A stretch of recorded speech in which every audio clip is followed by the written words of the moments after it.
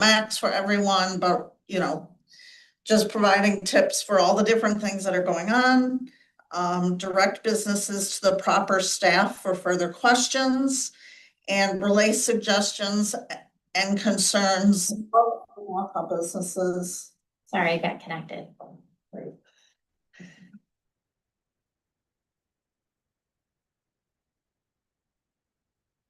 I don't know why.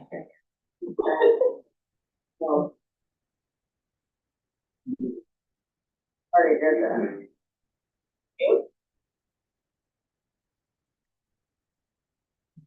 I don't know why there's a delay. I can turn it off. Our IT department's here. No. Going back to that.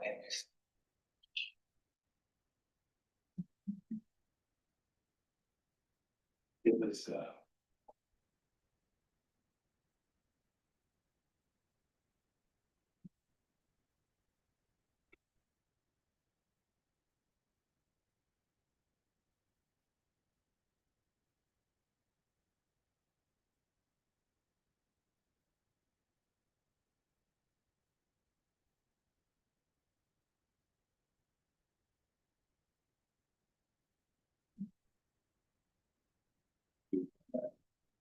perfect. Great. Control Alt. Thanks, Shane. Restart the computer. All right.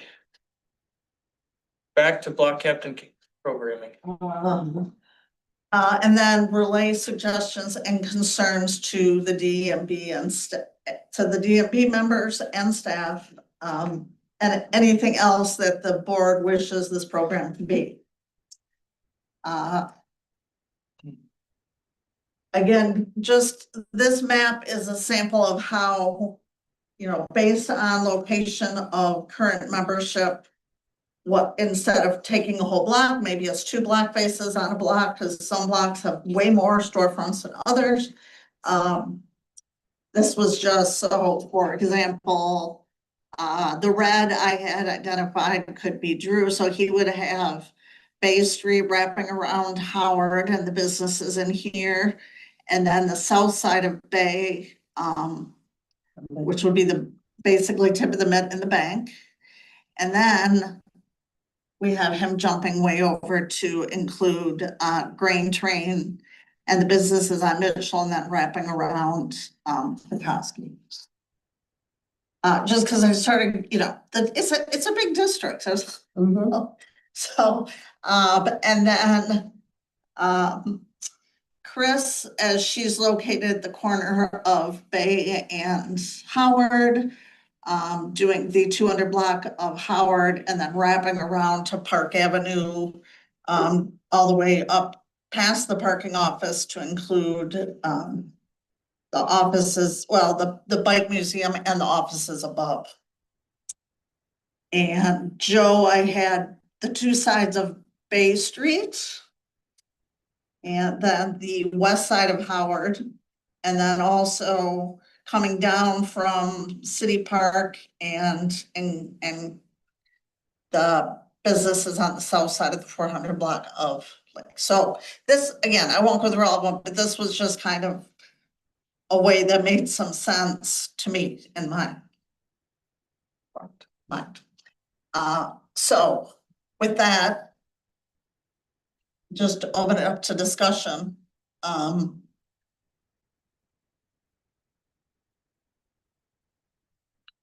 like it. I think it's good.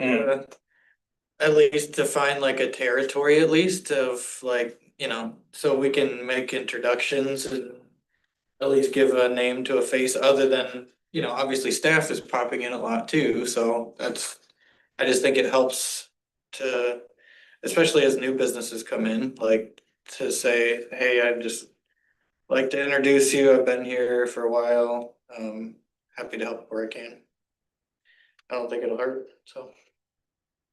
Yeah, as long as we get, all the names of the contacts of people to who we want to talk to. In certain businesses, I mean, I have a pretty good idea, but a name wouldn't be bad. Names are helpful. Yeah.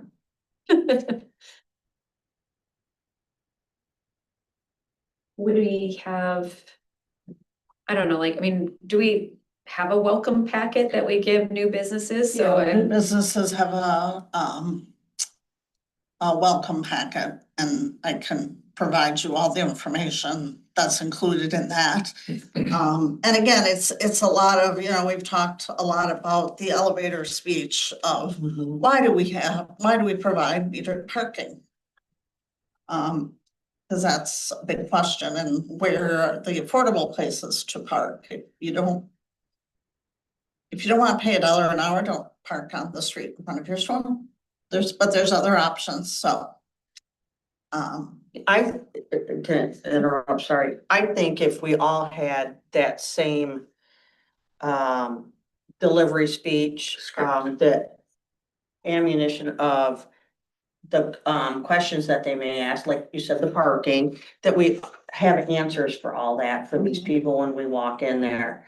So I think that's really important that we're all sending the same message or you know, answering the same question correctly. I think that's really important to have a little packet of our own that we could present to them if need be. Or if they'd want us to leave that and then, it would be like the exact stuff of like, who do you contact to sign up for the event, you know? yes, For the MailChimp and the social media, what is, Mhm. like, yes. if I'm standing in front of somebody, I'm gonna be like, well, it's missing, but I don't know. Or, Yeah, and, right. you know, I think we could get a nice little packet together that would make us all on the same A big page. packet, yeah. Yeah, Like, you know, Not even. we're saying the same thing. yeah, or even a script to follow. Yeah, Or delivering the points. same message. If we wanna go in twice a year or something. Yes. It's like, you know, we could help Missy out, you know, having some of the events going after, and, you know, Yes. we could talk about why we have these events, why I need sponsors, you know, just have dialogue. Mhm. And I, like Adam said, you know, even just telling them about the events, they may not, I mean, read an email or this or that, and they may want to get involved. Right. I just think that's, Or hey, we have a road that's gonna be torn up. yeah, but I think the direct being in front of these people will be, beneficial. Well, and particularly, I mean, you know, you see where I have Mhm. Adam. You know, several of those businesses don't participate. A lot of the more, you know, financial institutions, those kinds of businesses it might help to have that more personal from another business, like, you know, we really need you to participate and sponsor things. Or, Yeah, here, man, you got money. Mhm. You're sponsored. Take a withdrawal. Yeah. okay. Then I'll put together kind of the info, like, you know, packet, not so much new business, but just, you know, what to touch on. Well, I think even old businesses too, though, like, you know, if I Yeah. had, like, I'm still like learning, like, where to park and stuff, and, you know, I'm at 6 or 7 years, 8 years. So like, even if we had some, we could go into old businesses too, like, let them know, like, hey, this is how we're moving things moving forward, we're here for you. So, you know, Reminder that, for your staff, here's all the parking lots and which ones cost more and. it might be a great way for someone who's been in business, who's, you know, kind of been cold against everything to, you know, reopen the door. Well, and April's in the last few years is, you know, put that all together. So there So, hasn't been wow. a depth to a parking group in a long No, time. no. Thank you for your help. Okay, Cool, all right. yeah. We'll keep working on it. I have one quick question though, just. If you run into a difficult. Situation with somebody who's like starts to get mad because they're mad of certain policies or something like that. Maybe how we should deal with that as well, if it's. Okay. You know, just so they can, because to me, on some of those, I might say, you know, this sounds like this is a bigger discussion that we should have, and I bring in somebody else from that committee, or so that there's two of us there, so that I don't say, so, you know, like. hearing things. I just don't want something to get blown up that could get blown up, because there are some people out there that are a little more. I agree with you, and I think we all might run into something like that, and I think just to let them know that we hear you, Mhm. that there's ways you could get involved, there's, we've got, public comment, well, there isn't gonna be any, cause nobody's involved right now, where they could be. And then you can always follow up with them, and then at that point, maybe if it's a parking issue, we'll bring April in and follow up with that type of thing. I don't think we should stand there and get abused for something, and I just think we Yeah, take that the was high just- road. I don't think so either. I Yeah. just figured to say it kind of during a meeting so that we are all on the same page. Why not buy something and leave? Just kidding.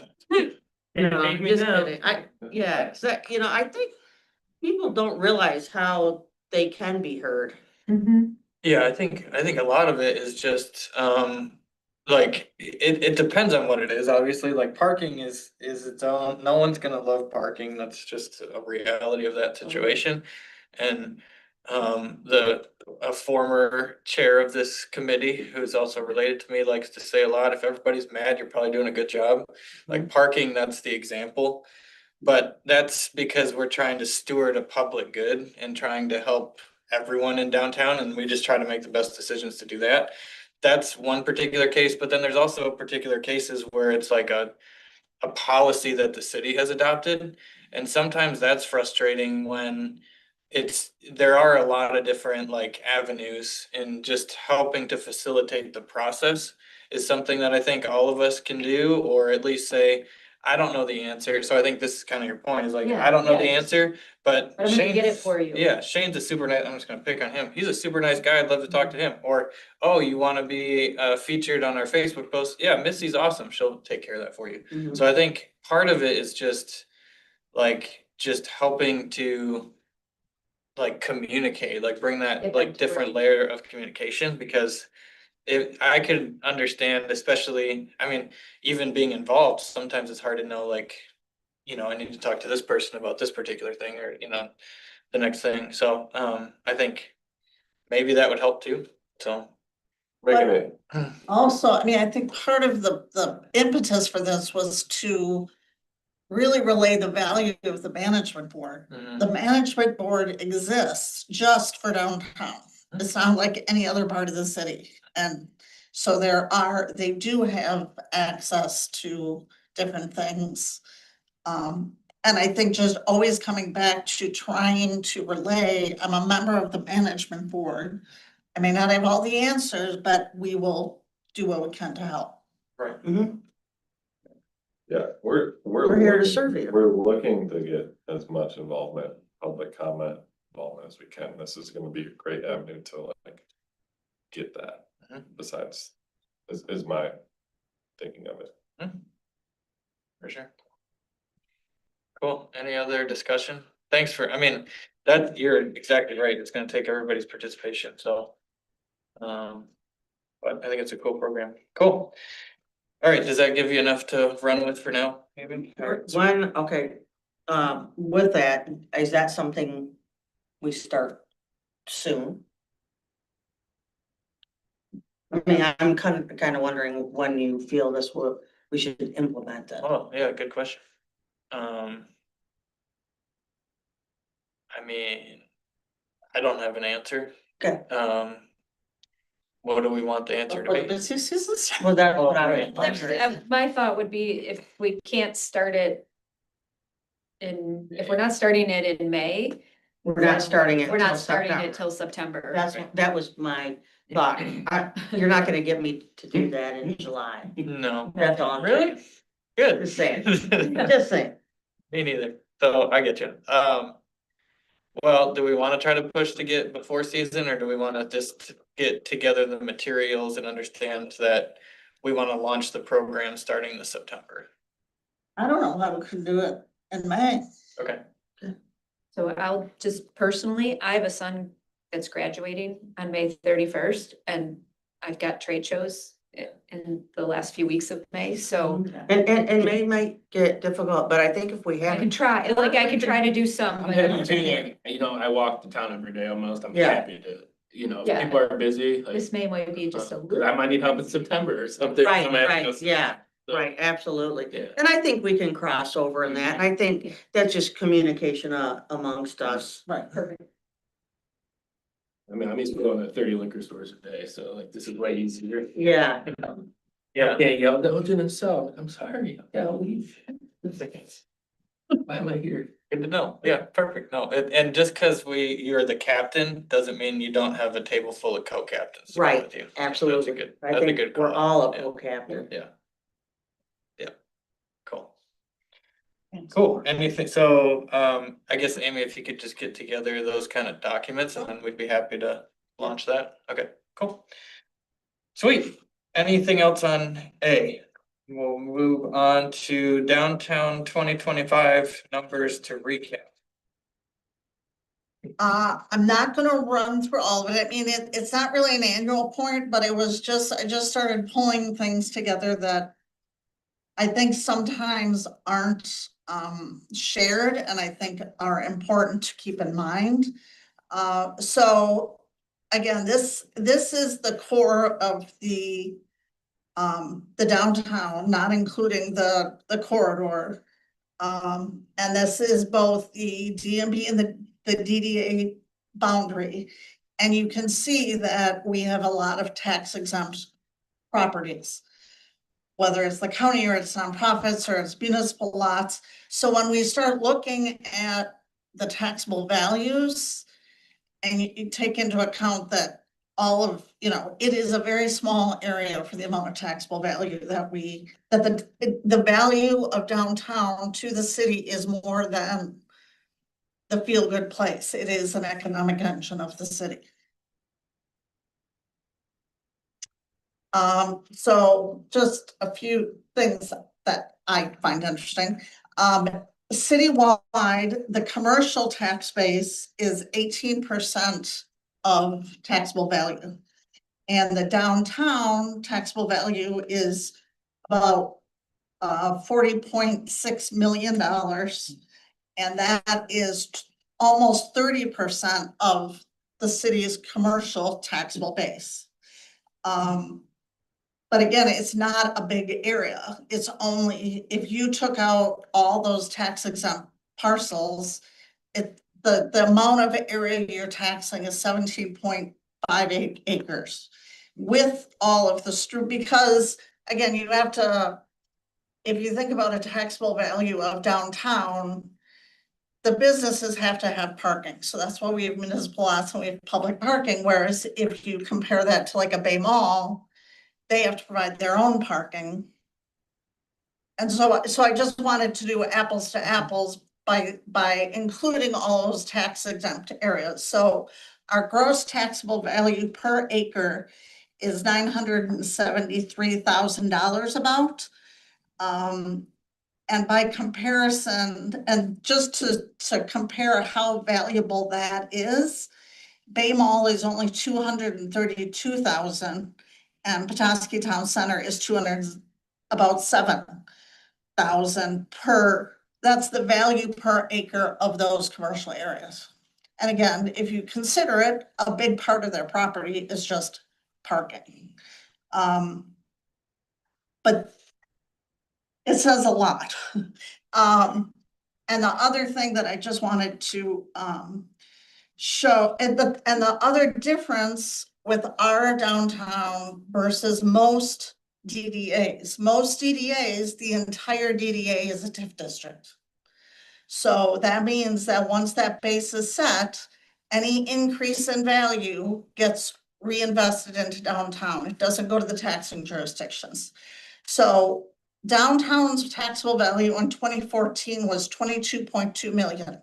If we had put a TIF on the whole downtown at that point, we would have had an increase in value of almost $18 million. And all of the taxing jurisdictions that we talked about during the DDA meeting So it's the county, it's the city, it's the library operating, it's the cemetery and the college. All of those taxes would come to downtown. So the way our downtown is funded is through the special assessment and parking.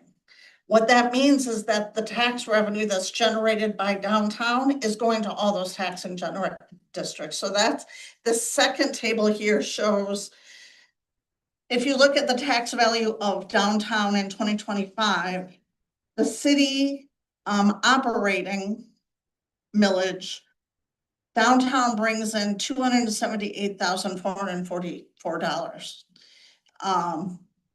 For the right of way, it's $143,000.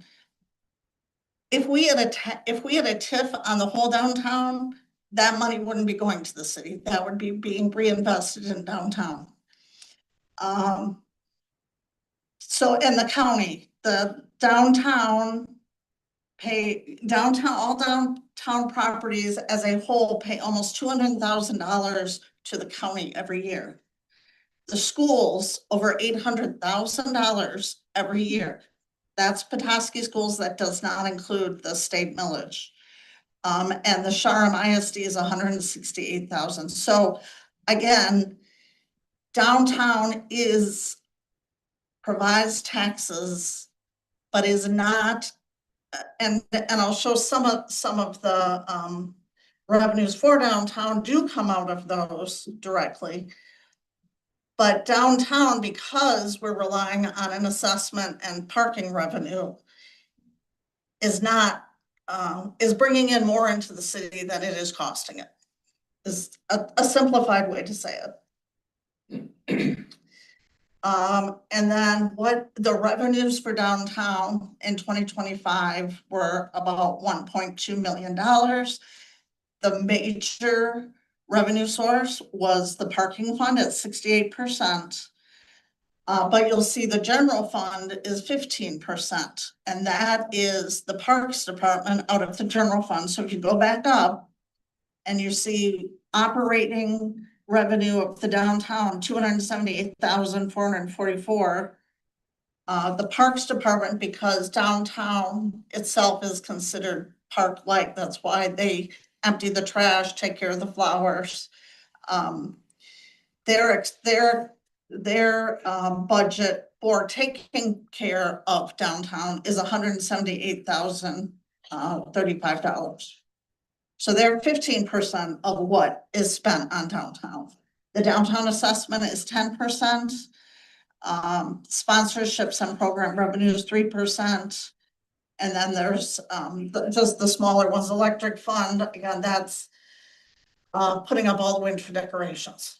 That's the use of all that equipment and is the electric fund. So this is all of it, but as you can see, we are we're paying more in, downtown pays more in taxes than service it's requesting. And that's not, that's up to the city, right? That's not up to us. Right. I mean, that's not to say there aren't other general, like public safety takes care of the city. It's just they don't have a line item specific to downtown. Yeah, but so our budget is approved by city council every year. So those were just kind of some of the numbers that I wanted to relay because it gets to the value of downtown more than I mean, it has many values, the community center and everything else, but just to show that downtown is an economic engine and a tax generator because of the way it's set up, that we rely on parking fund.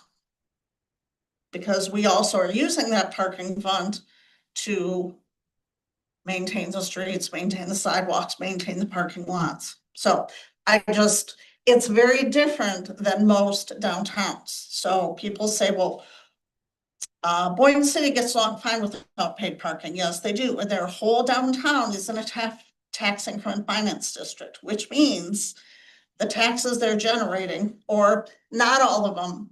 It's, again, a TIF is you got a base value and it's, you're capturing the increase in value over time. So when you have redevelopment, it's that increase that's getting reinvested into downtown.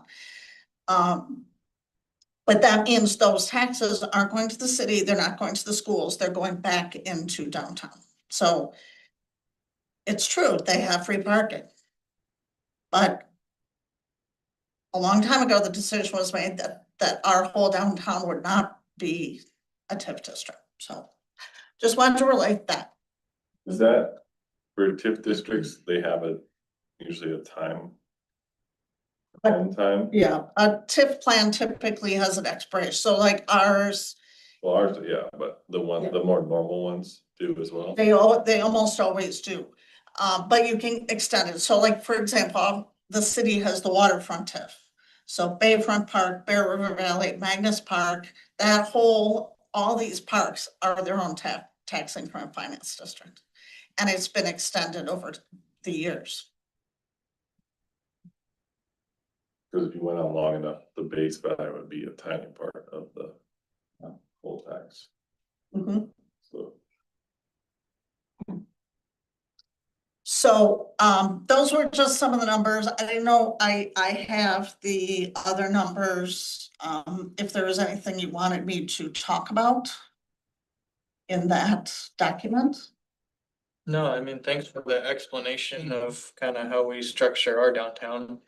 Does Um, that ever come up for discussion of doing it differently or doing the TIF, or is that something that ever gets looked at? Not, I don't know if that's something we would want to do or not do. I'm not. Either way, I just. It's been discussed, and I think there's people that would advocate for it. The issue we have now is that we have pretty high values. I mean, if we did it now, we have to, if you were to get redevelopment somewhere, you would see that increase. But So the businesses would Otherwise- have to pay more? Or sorry, how does that increase, is that coming from the actual businesses in No. downtown then? it's not a different tax. So what it is you created the district and you set your base value. So whatever the value is on that day, all of the taxing jurisdictions continue to get that in addition to any increase in inflation. But if you get a new development, so say we disbanded 200 East Lake and we said, no, we don't want just a block, we want all of downtown. So that redeveloped, and then somebody redeveloped 445 East Mitchell. Or somebody redeveloped at the Perry Hotel would be another example for their new development.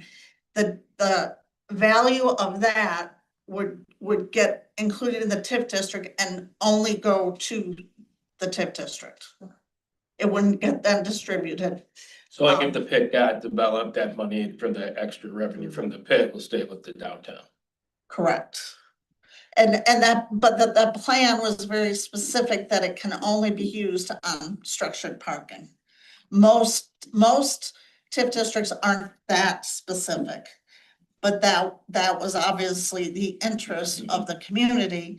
But it could be used for doing a new streetscape. It could be used for operations. It can be used for a lot of different things. But you generally start a TIF district when your values are fairly low, not when they're high. It's not to say that we won't keep going up. And there's always redevelopment opportunities, but I mean, I think it was difficult enough. I think the community has not been, maybe because the benefit of the waterfront TIF is everyone can physically see the improvements and their public improvements. TIF is hard for people to understand because they think what it is that the developer's not paying taxes, and that's not the case. But they see it as this benefit to private entities even though in a typical tip, it's very infrastructure is what you spend the majority of the money on. So could it happen? It could. But would Um, it do much for us? It might not do much because our values are already so high. Right. Thank you. And we have the assessment too, so it's a little different. We just have a different funding structure, I guess, like, so it makes sense. Like, yeah. Cool. No, thanks for that explanation. Does anybody have any questions on any of the other? Well, further questions on that or any additional questions on this data? Thanks for preparing this data. I think it's super helpful. Like, one thing that's jumping out to me is, so if the average daily traffic on 31 is 20,000, and then we're getting enough people to pull off that it's 7,500 onto Mitchell, we're pulling people into downtown, is what it tells me. But I think it's both, right? Yeah, but it's like, if you've got 50%, almost 50% coming off into Mitchell, I mean, I know that that's a pass-through road, but Yeah, that could be. it's not a good example. Like, do the highway. Yeah, but this is coming and going, shoot. I Yeah. don't know. It's a lot of good numbers, that's my point, Yeah, even though, Well, and that it was when they started on the construction and they blocked off Mitchell, I was like, oh boy, how are we gonna take those 7,000 vehicles and get them? Well, and I mean, if they split, some go Michigan, some go Lake, but it's a dramatically different number on Mitchell than the rest of the streets downtown. for sure. I don't wanna open up a whole new can of worms, but, speaking of this and, volumes of people and stuff, has that Placer AI come into place Yeah. with this? Mhm. That they were gonna do, so, I That- mean, That's what is that what data is? came from. Okay. Yeah, that's yeah. what I was wondering, okay. Yeah.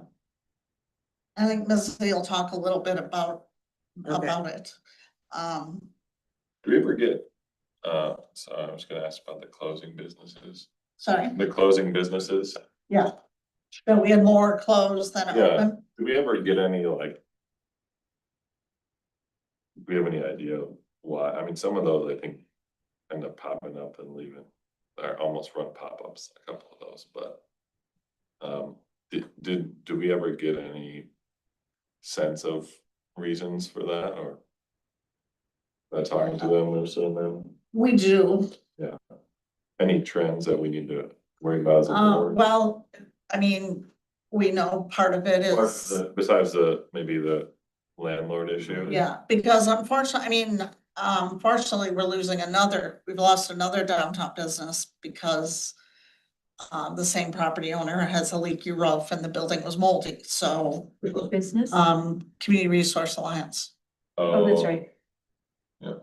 Mm, So they were in the Bay Street building uh-huh. and they had to leave. There was no way they could stay.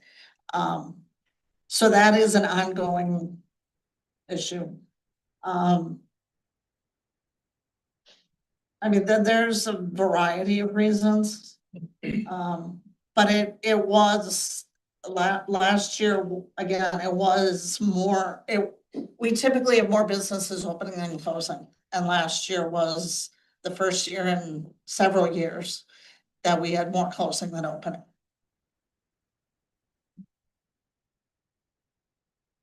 Cool. Just in the interest of moving us along a little bit, any other final comments on kind of this numbers recap section, or? I think we should probably jump on to discussion and direction on the holiday parade. But Amy, thank you for Yeah, prepping these. These are super helpful, and I'm sure if everybody continues to digest them, if there's any further questions, you'd be happy to talk those through too. So thank you for that. I think understanding the numbers helps us a lot. So being in downtown has a lot of benefits, and I think the more that we look at these, the more we can best communicate that. So thank you. All right, so do we want to jump into discussion and direction of the holiday parade date and December shopping events? Should. You want me to review this? Mhm. Yes. Okay. So, with the holiday parade, I wasn't here during the last DMB, but I know there was some discussion. We were able to meet with the marketing committee and get quorum on their recommendation. So the marketing committee has recommended to move the parade back to the weekend of Thanksgiving weekend, so that's Saturday, just based on overall general feedback. I know a lot of our community members chime in and give that feedback, saying they wish it was back for Thanksgiving Day weekend. And also to shorten the parade route. Right now, we take off from the high school, but when it's really cold, that is kind of harsh for the participants, especially our band members with the school. So thinking about shortening the route, so it's just mainly in the downtown area. And then the downtown office to be the primary event organizer, where in the past, we've recently had the Rotary Club assist with organizing the participants and then day of volunteers. And my role as the marketing director was to help promote the event, get sponsors. And majority of the sponsorship dollars went toward donation toward the Rotary. So if we do not donate to the Rotary, then that frees up more of the dollars to go into marketing the event and enhancing the event. So the only thing is that we would need volunteers for the day of. So that's for the holiday parade. And we're looking for the DMB to either say yay or nay on those recommendations or have further discussion. And then the next part of this is the December shopping events. We received feedback from our men's night participants, the businesses, and majority of the businesses recommended not to move forward with men's night. That weekend anyhow you do have an increase in traffic because it's your last weekend before holiday shopping, Christmas shopping. But they didn't really see it as that men's night was the success to that. So still wanting to promote something for that weekend.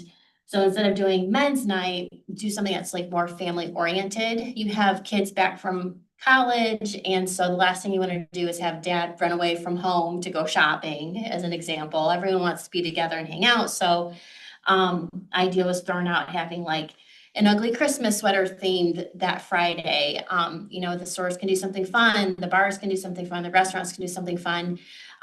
People are going to be out anyways, but it's just more of a family oriented evening. And honestly, when you look at traffic, your increase with shopping doesn't really happen until literally days before Christmas. So that Friday before Christmas, and again, it will vary every year depending how the holiday lands. But for this example, you had your typical increase for a Friday night, but it was nothing compared to like Christmas Eve or the day before Christmas Eve. So you get a lot more foot traffic during the day. So you can tell it's like, oh, this is your typical Friday night traffic during the holidays versus shopping traffic. So anyhow, your recommendation on whether to move forward with a different theme for that night. And then also adding in coordinating with the parents' night that is done with the winter sports park. And they do a parents' night, and so coordinating something to coincide with that, because even though the parents drop off their kids and have their date night or shopping or whatever, it doesn't mean they come downtown. So they could be going to other local towns, but we want to draw them in. So adding in a date night for December, and that I believe was the day before. It was the Friday after open house. So that way, every Friday you have some type of an event that you're promoting leading into your weekend. So that's that. What's parents' night? The Winter Sports Park does this, and they have like events for the kids, and the parents drop off their kids, and then the parents go do whatever, whether it's shopping or dining. And we also give them downtown dollars to support that event, but it doesn't mean they always come downtown. So they could go to, a Lansing or Charlevoix or Harbor Springs to do whatever, or go back home. So we think, okay, drop off the kiddos, come shopping that night or dining or get a cocktail, and then we'll pick up the kids. Well, say, don't drink and drive. But It's something the Parks Department puts on. so it's just coinciding those two departments. So we're just looking for a recommendation, or if you have questions and you want us to circle back, we just need to know what to move forward with after today. Cool. Sweet, thanks for that explanation. I guess let's separate it into the two topics probably for discussion. So do we want to start with holiday parade? And primarily we need to decide if we're gonna move it back into November, shorten the route, and then downtown office to be the primary event organizer once again. Does anybody wanna kick us off? I'll just say I was really cold this year. Last year, thank you. I just think there's more people in town over Thanksgiving. If you're gonna do something, the turnout hasn't been great. This could maybe put it back on the map. It could make something fun out of it. As I say, after you're home with your family for a few days, you're looking out to do something, and that could be a great way to, Absolutely. get some fresh air. Some Mhm. space. Yep. Sound like great suggestions. Right. Both of them. Yeah, I'm good. I would like to be less cold this year than last year. Any concerns? I mean, no, I guess the reason we changed it was volunteers, right? Getting people to do the stuff and The band.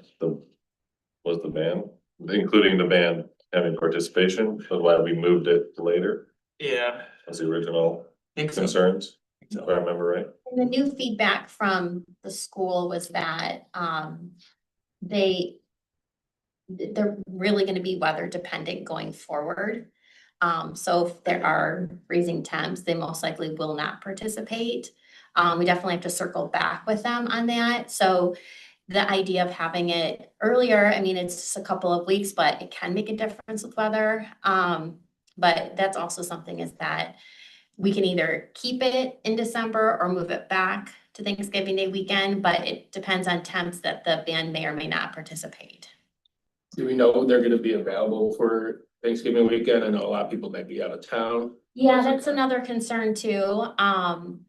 So you run into that with Thanksgiving Day weekend availability, but with our temperatures in December, it's probably always gonna be near freezing temperature, so. Yeah, and I guess I just don't remember if it was the recommendation based on volunteer availability from the Rotary group, if they didn't have the volunteers for this date, like closer to Thanksgiving, or if it was band driven, I just don't remember. I think it was total participation, I like think- from like volunteer standpoint, not Sure. like billing. Yeah, because people are just out of town, so I think, but I mean. I think people are gonna be out of town either way. I think we found that to be true, is like the closer we get through December as well, it does feel like people are out of town there too, so. People are also in town, Yeah, back in town for Thanksgiving. true, Mhm. true. They're allowed.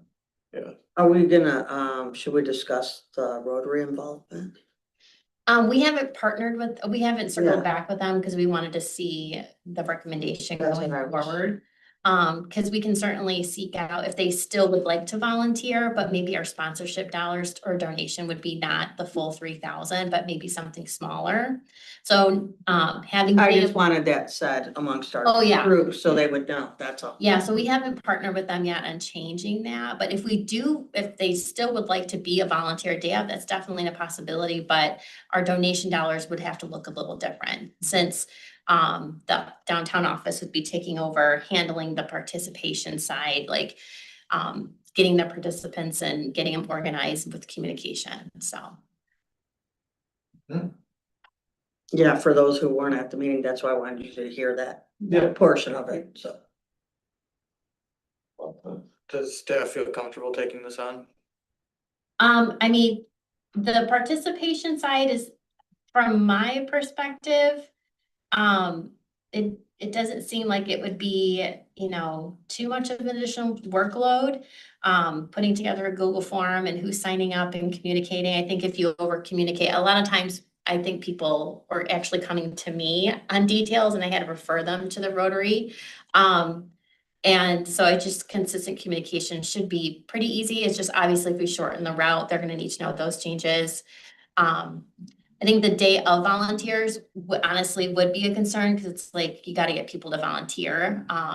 You know, I can't do it by myself that day. So whether we, you know, seek out maybe the businesses though are busy that day too. They may not be able to give up one person to help with day of event. So we'd have to see if the Rotary would be interested or another organization. Yeah, and the other clubs too. And sorry, I didn't mean to put you on the spot either, but I guess so then that begs the question, does the DMB feel comfortable that we'll be able to help Missy find the volunteer she needs? You know, I think a lot of the retailers are pretty busy at that time. Usually for my business in particular, sometimes it's hard to get our team excited about it after they worked Thanksgiving, just as feedback. But I know when it's just like one Rotary club, maybe there's other Rotary clubs that also want to help participate as well, so. And I think we'll definitely would Ours, still have to donate something to them. That's just, Yeah. you know, that's their time and their way, the way they look for donations too. But yeah, Okay, I mean, I can still go back to the Rotary and just say, hey, this is what we'd like to take over the organizational piece, but the day of, you know, would you still be interested? And see if they even have anyone, like you said, because it is, we change the day. That might be a no for them overall. sure, I'm sure like Becky and I can go back to our club and kind of ask around too, because they, you know, we're looking for additional ways to help volunteer as well. But, you know, I think me, like the biggest thing is looking at it just from what you're saying, like the administration piece, if you will, or the communication piece, or just having one consolidated voice to what the event is. That makes a lot of sense to me. So if that's what we're walking like back towards, I think that makes a lot of sense. The actually pulling it off and stuff like that, I think we wanna make sure that we're able to be successful in that, but I think like just in order to bring success to the event, just at all, like there has to be very clear, like this is what it looks like, this is, you know, all the way through. So I think if we're able to take that on, I think that makes a lot of sense. And I think last year there was 20 participants, so Yeah. it's not like it's 100 different organizations you're Sure. working with. Of course, we want more than 20. I was gonna say that maybe the thought would be that you could in your role, there could be other people that you can talk to and say, hey, who do you get at parades that maybe we could start signing up, you know, 8 months earlier? Yeah. Or something to get some fun new For blood sure. into there. And I think even just like, I mean, we do put it out there that to sign up with a Rotary, but, you know, we can certainly start that even sooner versus like, you know, November. I think that's kind of when it was launched, but, you know, It's too late. yeah, so.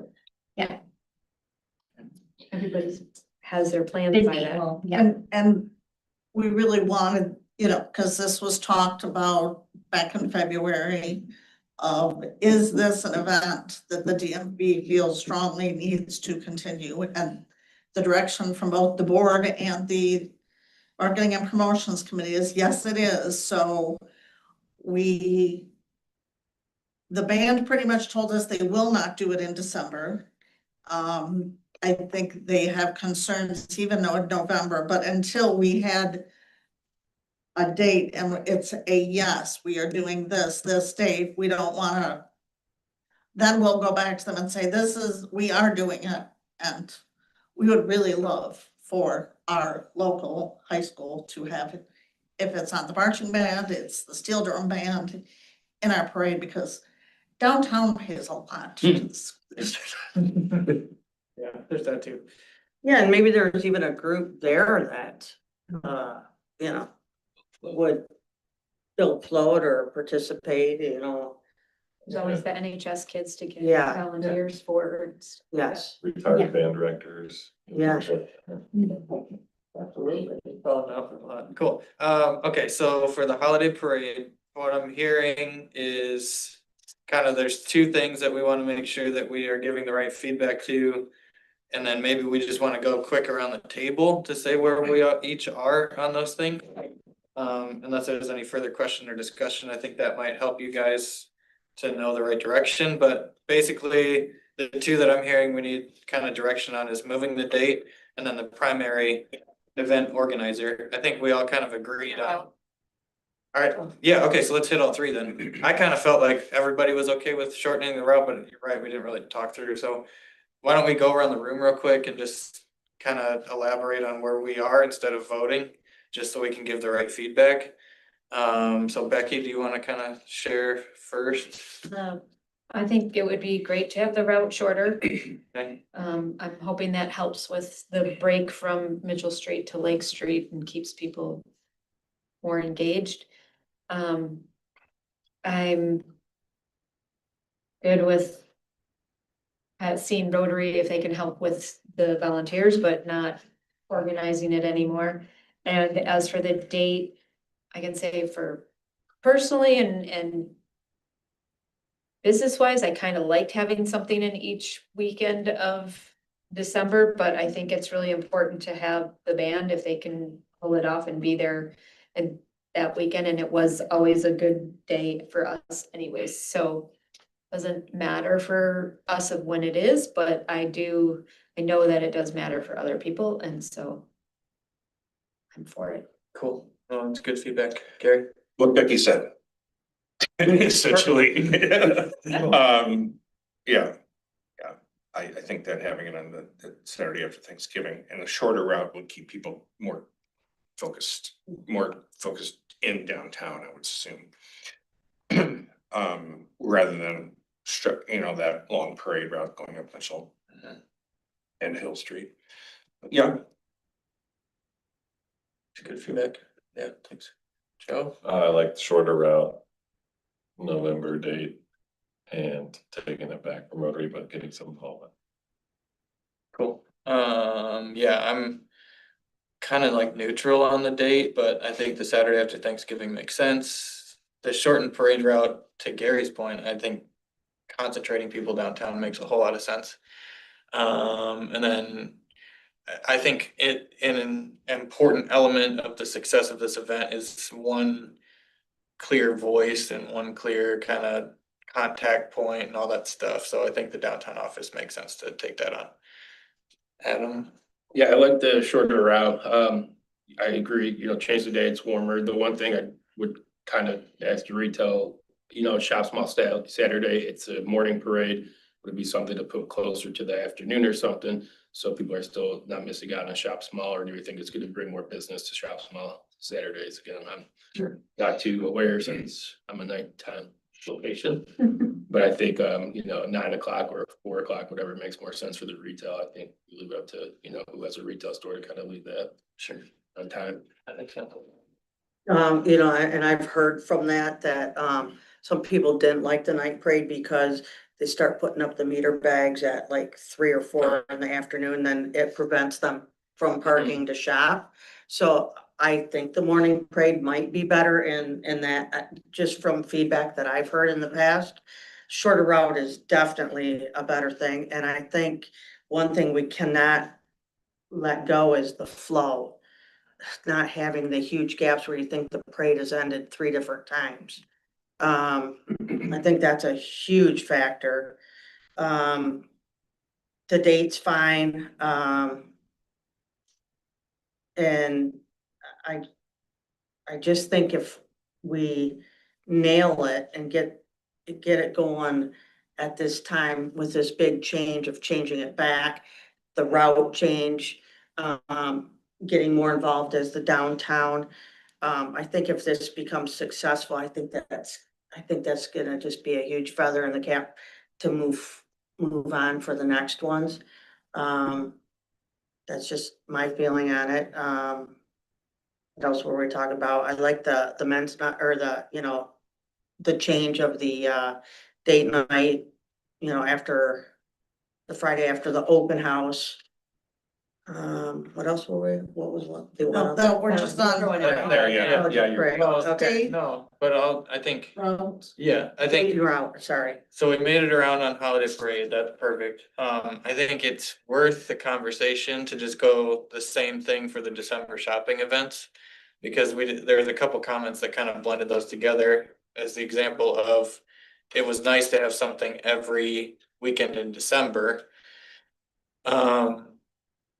So I'll start on it, I guess, but I think my comment is like, it makes sense to have the family focused event or try to find something that brings everyone to downtown. And so I think what we're giving up by taking the parade away from the December weekends is we're taking that family friendly atmosphere and moving it back into November, which again, I'm kind of with Adam. I can't answer that. It's more the retailers that would have to answer that better.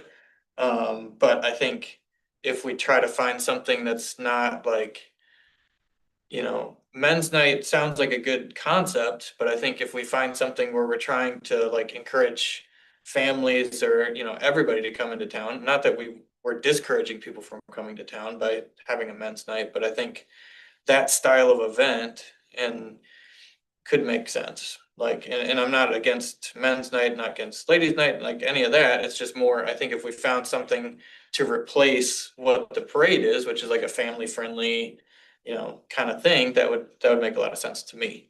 So, why don't we just go around the room again?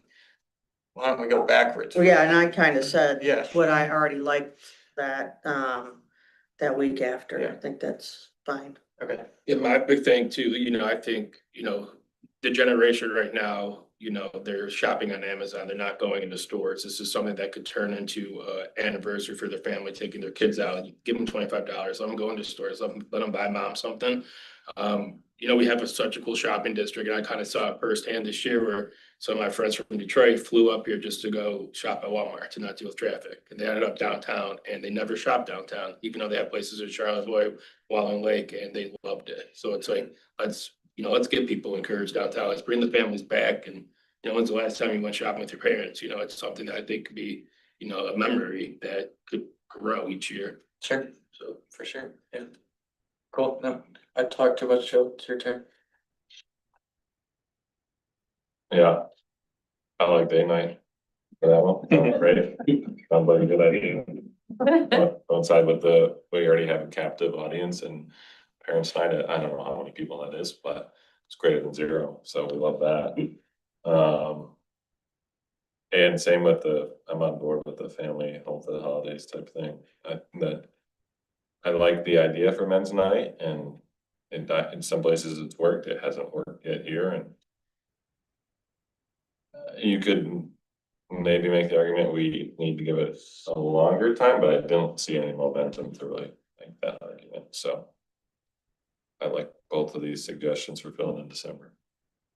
Yeah, I think our staff's on a roll with their suggestions on this meeting. The date night, the only thing I have is that about the date night is that a date night for shopping, or is it a date night for dining? Do you know what I mean? Yeah. Just so I know to be open or not. Encompassing, because we give them downtown dollars, so the Okay. idea is they come and spend it, whether they're gonna do Christmas shopping or holiday shopping Right. that night together.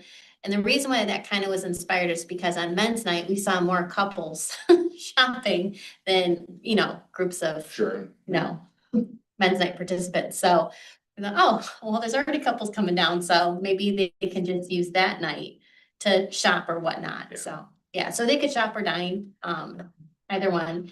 Whoever accepts downtown dollars, And home for the holidays, I think is great. As long Yeah, I as like they're that. shopping for the whole family, including their dogs. Yeah, and we thought like, yeah. Especially the dog. Have fun, have an ugly Christmas sweater, theme, and pups come in with their sweaters, be fun. I think we should maybe work with Winter Sports Park and just have a parents' night out that's together. Maybe mark it where we just don't say it's date night, but it's parents' night out. Yeah, exactly, yeah, and It doesn't have to, we don't have to specify what you're doing. exactly, like, You are, we are specifying you're going downtown, but right, then the rest is up to you. yeah, exactly. Well, the discussion did occur that, there are some churches that do it too, like they offer daycare for parents to go out holiday shopping. So is there a way, if we knew that the Parks Farm was gonna do it that night, then we try to get some other churches to also open their daycares, their daycares that night, Yeah, I like it. actually. I am in agreement for all of it. I don't, although I'd be repeating what everybody else said, so. Cool. Sweet, alright, does that give everybody kind of the feedback you guys are looking for? Do we need to? You want us, I mean, I don't think there's a vote there necessarily, but I think the synopsis, and correct me if I'm wrong, is we're okay with moving the Saturday after Thanksgiving. We're okay with shortening the parade route. The downtown office we would be very grateful if they took over as the primary event organizer. For the downtown shopping events, there was a very good discussion on what we were giving up by moving the holiday parade back, and so trying to replace or replicate some form of family focused event to be able to be the placeholder instead of men's night out, so that we continue to have excitement in downtown every weekend in December. Good, bad? I don't hear things right, okay. I do wanna add one thing. Yeah. I think as the block captains, I mean, I don't think it's too early when we go out for the first time to introduce the change and the things we just discussed. Yeah. Put it in their mind, maybe they have family coming up that will wanna help out, that have been in this area before or something. I just think placing that earlier rather than later, would be good. Cool. Cool, alright, anything else on new business letter C? Does that give you guys enough to go off of? Alright. So, moving on, discussion and direction on programs and services fund balance. Like turning it over to you, Amy. Again, this was, it's a discussion every budget cycle. It's a question council always asks. And we talked a little bit about it when we did the strategic plan meeting of, I mean, getting a little more clear direction as we're heading into budget cycle. What's the board's comfort level in using fund balance to supplement the budget? So this is this year's programs and services budget. Our budget is using 17% fund balance. 58% is the current year's assessments. But we also have 23% on program revenue. So that is sponsorships, it's shopping maps. So if we're not getting the sponsorships we budgeted, which we already know we're not hitting the trolley level. And I guess Mizzy can talk about sponsorships, but that's the one area that we can say we're going to try and get this many sponsorships, but it's much more precarious revenue source, I guess is what I'm saying. So the chart on the right just shows over time what that fund balance has been. And as we've discussed, after COVID, it built up because so many things were canceled. So those anticipated expenditures just kept rolling over. What the projected end of 2026 has us at about, I think it's about 170,000. But that, depending on what happens with sponsorships, we could end up needing to take more out of fund balance to balance the budget. But again, some of our sponsorships, if we don't get sponsorships, that does not happen, and Missy will talk a little bit about that as well. So before bringing you the programs and services budget, just wanted to see if the board, is there a desired minimum fund balance that the board, our target is not to go below this level? Is it a percent of the annual budget that we don't want to go above? And I know there's a lot of things that go into the budget, but just having a discussion again, this is assessment revenue. This is assessment revenue that was collected and not spent. We're holding it, and then what are we holding it for? This is not the general fund balance that gets used when we have an ice storm, that we really need to go about. There is no emergency in marketing and promotions. But understanding that down the road, maybe we want to get a new screen projector or anything like that, that is kind of a capital expense, but it's a marketing and promotions capital expense, so it's not going to come out of the marketing fund. But again, because I know I will get questioned by city council, I would like a clear answer of the board made the decision, a very informed decision of what they're doing. And so that I don't, all I can say is that they will ask the question, why are you going into fund balance? So I think as long as there's a very clear, the reason is we need the revenue, but that gets into what I talked about in the memo a little bit. The assessment, when created, the thought was it was going to cover programs and services costs, that we weren't going to have to then go out and ask for sponsorships. But over time, things change, programs are added, staffing's added.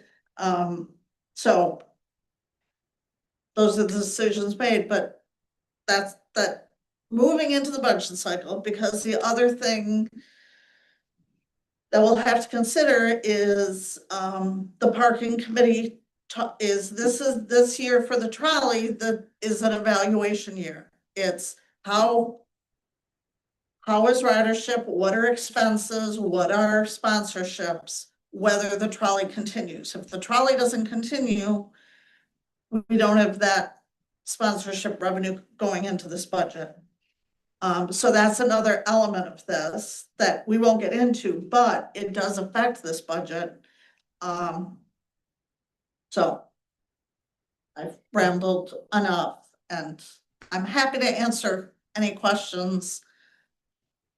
Or if there's if there's like information you need to be more comfortable to make a decision, I'm happy to provide that as well. Thanks, Amy. Does anybody want to start us off? I just had a question about. I know things got canceled because we didn't have events, so if everything was to stay status quo and we had enough sponsors and all that, it would just be this fund that's there. Is there ever a time where we have, oh, we've got so many sponsors, we actually the funds are raising, or is this just like how does it go up? If it was to ever go up, we know how it goes down. It went up. Probably not sponsorships, but they were collecting the assessment revenue, and they didn't have expenditures. So that's how it was going up, because they were the assessment revenue, but I don't think necessarily they were getting sponsorships for events that weren't happening, because if the event didn't happen, probably their sponsorship would have gone back. So that really is how, and it compounds. So if if it goes up one year and then you don't use all the assessment the next year, then it just goes up again. Yeah, like, it's my understanding the assessment goes up, well, we know we get assessed no matter what. The sponsorship is based off of like activities, so. But it's Charlie- so it's the assessment though, that is what's going into this fund every year. Yeah. And then we're sponsorships. deciding whether, and the sponsorships go in there, and then we decide. Yeah. Okay, just making sure I understood where all the funds. Sure, coming from. sure, yeah. I mean, I'll give it, the way I'm looking at it is like, it grew. From a place where we weren't doing, like, we weren't having these activities. So the climate that caused it to grow is like, we couldn't have events. The world didn't have the events that it was having at that time. So to me, it's what happens if something on the other end of that happens where it's like, we need to go back into bigger ticket events or something like that. So now we have the assessment. I think it would be okay for us to say, look, we wanna set that, contingency, if you will, to X number of dollars. So that if something does come up, and it could be, it could be a movie screen, it could be like, whatever we decide is a good use of those funds, that makes sense. Now, I totally get Amy's point too, that like every year, when we opt into the assessment, in theory, we're opting in for promotions of our businesses for that year. That doesn't totally negate that like promotions over 5, 10 years are also valuable, so it's, I don't know if it has to be like a burn rate of whatever we take in that year it goes. But I think it's good for us to say, there's a reason why we're sitting on 150,000, 170,000, what in 1 year's worth of annual expenditures, like, as long as we come up with, this is the reason why we're doing it, I think that makes sense. And the reason to spend the money can change, like, we wanna build an amphitheater, like, I don't know, whatever, like, we want a band show, whatever. But, that's the way I'm kind of approaching it. So. Doesn't mean it's right, but that's how I'm approaching it. So, Well, and one could say, if we're just holding on to people's assessment money, why aren't we just giving it back? And why are we increasing the rate every year? it's valid. It's valid. So, Didn't we start recollecting like in 18 or something? Remember, wasn't there a gap in Again, assessments? I don't know what, there was a gap in increasing, Increasing. doing an annual increase. Yeah. So they'd gone so many years and then they increased like 5% Yeah. or something, which was considered That was like a big jump. Yeah.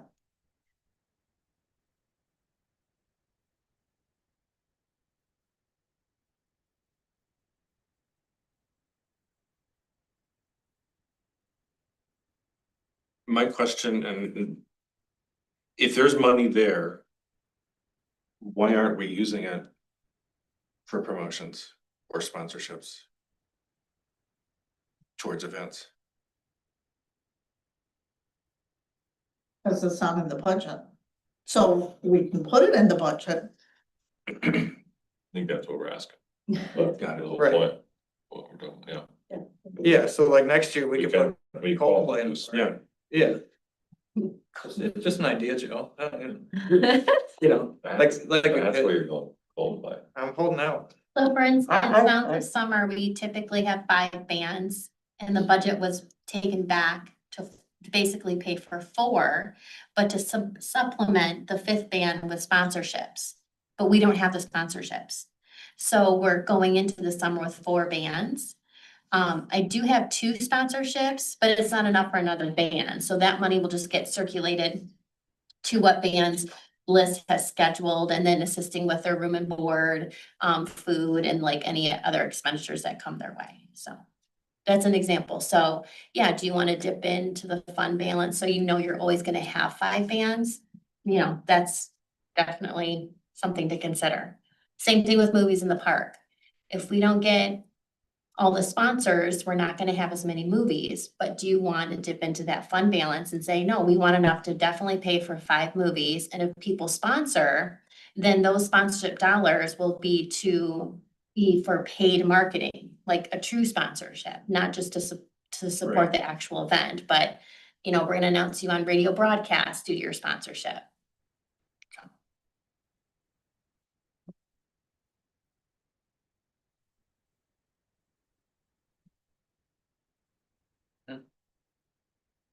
I think it's tough because it's like with all the different crazy things we've had, but this money that's in there is made for programs and services. It's not, so like you said, if there's another emergency that happens or that money, nothing else is gonna be coming from this money. So I like the idea of not saying, hey, you're gonna drain it every year, but hopefully, because of the way that expenses have gone and things are higher, this is a year that's gonna be tough to get sponsorships. It seems to me if we have this and we still wanna, do it, I feel like businesses have paid into it, so we can do that at least for another year and then reassess.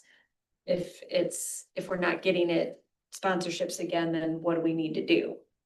That's Well, That's my I mean, this discussion is the first step, because then we're going back to the marketing and promotions and going through all the events and saying, we sponsor this organization at this amount to do these events.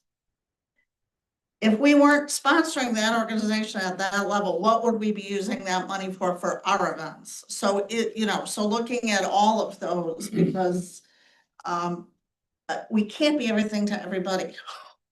And so it is really focusing on what are the activities and events that are core to downtown.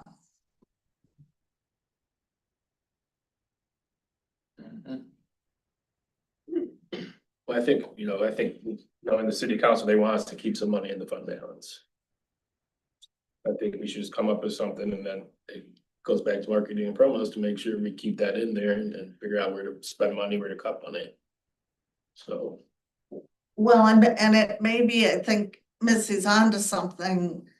After we go back to the marketing committee, and the marketing committee says, we believe if we're going to do a summer music series, it has to be this many weeks. And knowing moving forward that perhaps it's gonna be challenged, we're willing, we think this should be the target for sponsorships, and this amount should come out of fund balance or assessments in general. I mean, we have time, but this is.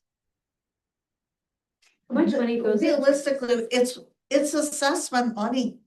It should be spent. I would say, how much every year of assessment money goes in? That was in one of the, goes into here, how much? Well, so, 100. last 58% of 204, so like 170,000, no. What did we bring in for assessment this year? I don't. 115-ish, 112, 115. Right, so that's our annual, what we bring in the assessment. Now, one other thing that you all have to be aware of is we have a new assessor. And he disagreed with how previous assessors did the downtown assessment, so he is making some modifications. I don't know how that is going to affect our bottom line. It could be we end up with more assessment or less assessment. But about half our budget is, 58% is from the annual assessment on all the properties. What was the percent? 58. 58%. 58, yeah. So part of it is, I think. Whatever we decide on what kind of fund balance we want to get to, we're gonna have to get a path to get to that, if it's different from where we're at now. But then also a plan going forward, because the plan going forward is, we can't keep pulling from fund balance, because that'll eventually disagree or disappear. So if we're saying, hey, we need to have this amount in the budget, every year we're gonna be balanced, and except for if we have a path to change to get to that fund balance, so. Also too, just on that note, Sure. like, big topic of discussion when I first started last year.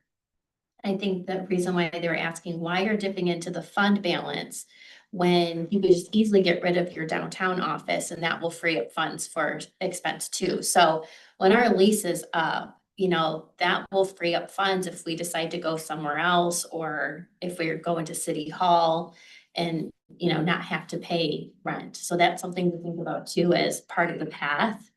Because that will affect your expenditures. Yeah, I think, and to everybody's point, like this conversation gets way bigger very quickly to the point where it's like, is the assessment appropriately, like, cause I think we even referenced some of that, like, is the assessment appropriately established? Because the original intent was that we didn't have to pass the hat, so to speak, so I think maybe that's not something we're gonna be able to accomplish tonight. So I think objectively, so that Amy can prepare the budget, cause we're like right around the corner from budget season, which is kind of crazy. Maybe let's try to at least answer some of those questions that allows her to kind of prepare the budget for next year, and then we can kind of elaborate and go, you know, more in depth if we need to. But just if we could paint with a broad stroke on, is there a desired minimum for fund balance? Or amount to maintain, just when we establish what those numbers are, then they can come back to us for next year's budget. And then if we wanna spend, you know, a specific meeting on all of those particulars, which I think that might be a good use of our time, we can certainly do that too. So I will start the number. I guess a number is what's helpful, right, Amy? So that you can, a number is what's helpful, so you can start the budget process, or do you just want concepts? Well, yeah, a number, whether it is, you know, the 150, or is it, we never wanna use more than 20, the budget should not have more than 20% fund balance. And I don't even wanna call it fund balance anymore, No. it's previous year's assessments. Yeah. Cause it is true, it won't be there forever. You know, maybe it's a combination, not more than X percent, not more than this, you know, we don't wanna drop below this level. Okay, no, yeah, got it. So I'll start the conversation. So if we did $115,000 was our assessment number last year. What if we say we don't wanna go below 1.25% of what our annual assessment budget is? Or as annual revenues, if you will. So then we had 1 year of contingency plus, you know, a little bit extra. So that gets us to 143,750. Okay, good, I'll say it one more time. I'll take it slower. Not to don't go below 1.25% of, Of what is 115 our annual revenue, or was that our assessment level, or? that's what we bring in Right. assessment. Last year's, okay. What's paid out on the assessments, you know, staff is paid for parking, or it's just like, what's paid out? No, the assessments goes to programs and services, marketing and promotions. Parking pays for, and this was a switch we made last year, because what also used to be in this budget was beautification. So last year, we moved beautification, which is the downtown Christmas decorations, the wreaths, the flowers around the trees. We moved that into parking as more of a public good for the community versus marketing of downtown. But the parking fund pays for the trolley, it pays for the upkeep of all the benches, the light poles, it pays for April, Facade grants, facade grants, right? beautification, sidewalk removal, Placemaking, lighting. placemaking too, right? Right, and Yeah. which is like the trolley placemaking. Yeah. Yeah. So for programs and services, that includes like my position, the downtown office and the office expenses. And then paying for events. And when we don't have enough funding for the event, that's when we get sponsorships to cover the deficit of that. And we don't have enough to cover events. So that's another thing to consider. It's like, do you want to continue doing what we're doing? Which honestly, we don't, it's not like we do a ton of events. I think we have them evenly spaced out across the year. It's not like we're overloading ourselves to cut anything. But Amy was mentioning is that we also do donate to other organizations like the Chamber for their farmers market. And is it a lot? No, but it is taking from our program. So that's what you can look at when you get the budget. And so. How much of the fund do we use in a typical year? How much of the fund? I mean, like, the assessments come in and we're using that for our budget and stuff. Do we, Is that the 17% on your pie chart? what's left at the end of the year, each year before the assessments get dumped in, what on average is the balance? That's that fund balance. So the end of 2025. Once all of our expenditures were paid. Our fund balance is projected to be about 200 less than 205,000. So then that 2026 number is showing it dropping down 35,000, which is what we have budgeted to come out of fund balance for this year's budget. 35,000 then for this year that we're spending from the fund balance. Right. So the last 3 years, we've brought it down. Cause we've been dipping into our fund balance, so that's so it's like 112% or what, I mean.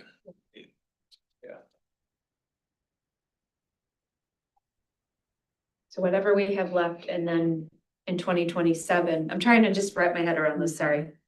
2027 we'll have another, let's say 112,000 put back into it.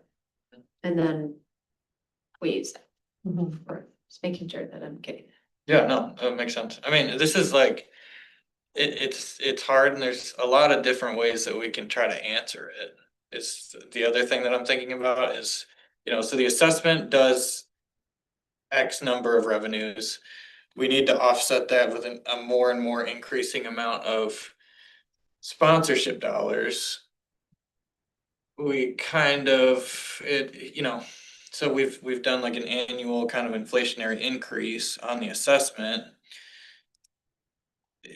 Do we need to I think we will need to have a conversation around the assessment, and people need to have an opinion of what that is, of if we need to grow the assessment, if we like this kind of blended model.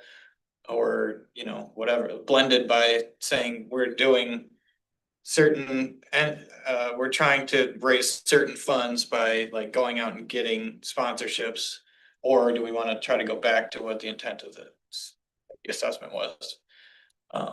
But anyway, we don't have time for that tonight, so I think the concept is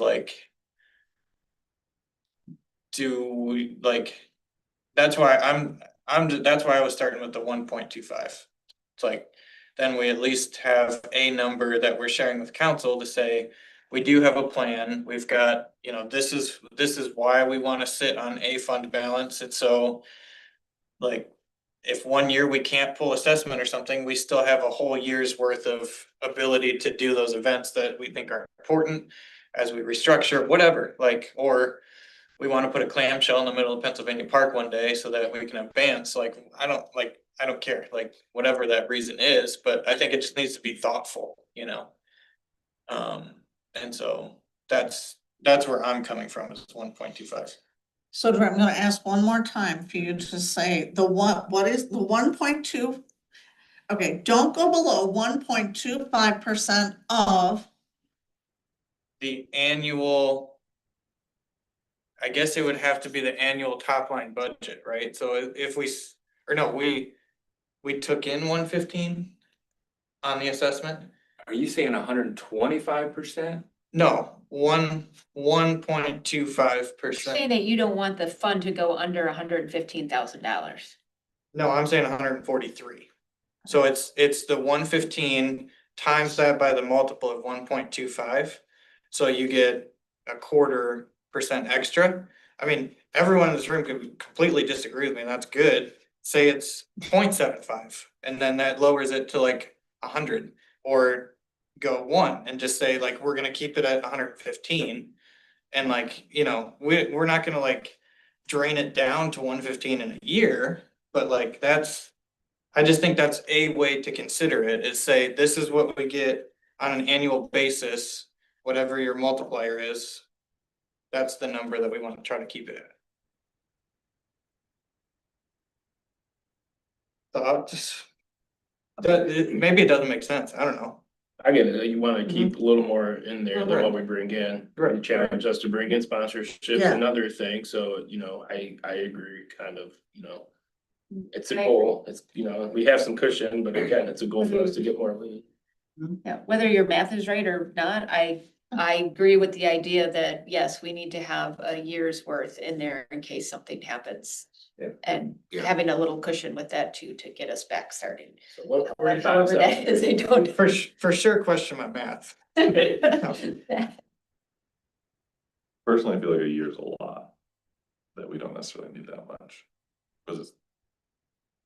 But So would there ever be a time where they don't do an assessment? Cause that's what you're saying then, is if there's not an assessment, then you'd like to have that in the bank. it's a vague sense of something happening to not have it in my. Cause if we have another COVID, epidemic and the events are canceled, that goes into the fund balance. So that just continues to grow. True, so You're if, still getting assessed. yeah, so it would still, so if there's an event just like that one where we're dumping funds in and not taking out, Right. yes. But Well, if yeah, there's it's something like- on the flip side, Yeah. that it's like, there's a reason for us to come up with needing to have that contingency. And, I'm just speculating, I mean, I think, well, it would surprise me if we ever wanted to change from the assessment model, but if we wanted to have a transition year, you still would. If, my stupid idea to put Coldplay in the middle of downtown, you could, like, that's another thing, like, I there's. suppose if there's a natural disaster, then maybe you Right. wouldn't have an assessment, Right. Right. you get wiped out for some reason, yeah. Right, or we don't wanna, I mean, and you're right, like, you could disagree and maybe we don't need that much. But like, how are we gonna put it to work, so are we gonna spend it off in a year, are we gonna spend it off over the next 10? Those are the sorts of things that I just think, as long as we have. Like, maybe it's half a year, I don't know, but that's just the way that I was kind of approaching it, so. Joe's got a good point, though, it's a lot. Keep like 50 or 75,000 in there. And right now, and we take whatever time, however many years we need to draw it down to that. And then cause we don't have a balanced budget right now. Right, we're using 17% from that, so we got, give ourselves to draw it down for a couple of years to get to it. Unless we're gonna use it to change the trolley into a thing in the park. Yeah, I mean, it's two-pronged because I think last year our revenues were higher than expected and our expenditures were down. So that helps on both ends. But, all right, well, keep thinking about it. It's gonna come back around before you know it. What else do we need to do? Do we need a motion of some sort, or is this more that we just had a great discussion on it and we're? Yeah, and just keep Agreement thinking voting about it. Again, forward. it's assessment money. It's there to work for downtown, so just saying artificially, well, we can't go below this level. Well, why can't you go below that level if it's really for downtown, but having an idea, is certainly helpful. Yeah, I mean, we won't have an answer tonight, but I think hopefully that's at least. We could come up with like a criteria of you shouldn't go below this level unless these things happen. Yeah. If everybody's comfortable to like if Joe wanted to throw a motion out, I'm picking on you. Like if you wanted to throw a motion out to say like, hey, I wanna only see 75,000. If we're to that point, I think we could entertain that, but if we also want to table this and, think about it, ask Amy more questions, I think hopefully we gave you enough to at least come back with a budget. And then, if we need a full conversation of the bigger picture so that we can come up with, a direction. I think eventually we should have a direction as a board to be able to set the staff up well, to be able to communicate with council, because I think maybe Adam, you mentioned too, like, I think council does prefer to have, obviously, as we all should, a balanced budget. And so like if our answer is to continuously dip it in, like that's gonna end. So I think like at some point as a group, we're gonna need to come up with this is the expectation. And so, that's, I don't think tonight has to be that night. If we wanna table it and we'll make that. And maybe it's a multi-year, like over the next 3 years, we envision this happening. Right. Yeah, cause I mean, at the end of the day, we're stewards of this money, so we just wanna steward that money well. And we do get interest off of it. So Above inflation. when rates are high, we do well. Cool, thank you. All right, so let's move on from this topic unless there's any other questions or comments. But let's keep that in our minds, and I'm sure it'll come back around. All right, so let's try to crank through the last little bit here. So section E is parking fund collection and enforcement, options update. So I asked after our parking meeting to just kind of bring this to the whole board, because we did go to council and council gave us some feedback back about some of these enforcement methods. So I think it's important for our group to all get on this, not that we're not, but be on the same page of these are the options that our awesome staff has come together and kind of just explained them of what options we could have for offsetting some of the deficits of our parking enforcement. And I'm doing a bad job of summarizing this, April, so fix everything I'm saying later, but I don't know if the whole board is totally understanding too, but we lost some options when it comes to enforcement as well, because COVID dropped the ability to keep some of these funds on renewing your driver's license, and there's less options for collections, and there's different reasons why the parking fund collections were need to have a reevaluation. So I felt it was very important for us to all consider all the options, and I'm gonna turn it over to Amy or April. I don't know who wants to take this one, but. I was gonna start because I kind of wanna step back to, the parking committee had discussed this in 2024. We had taken a resolution to council to, on a trial basis, do towing and the barnacle. And we did not, okay, so they authorized us to do that. We did, some towing. And we did not move forward with the barnacle, and April can explain that more in detail.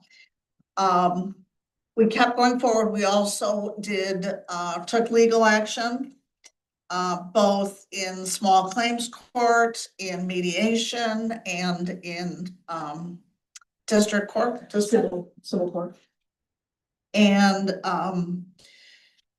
so based on the experience we were having, and you would get court action, we would get, the settlement would be someone needs to be on a payment plan. They would start their payment plan, they would stop their payment plan for months on it.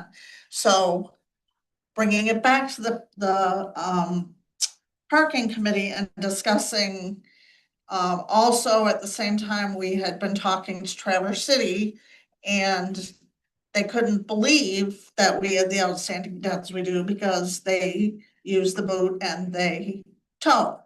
And, so started talking to the parking committee again about going down the, towing route and doing an actual ordinance amendment. A resolution is just a policy, it's direction.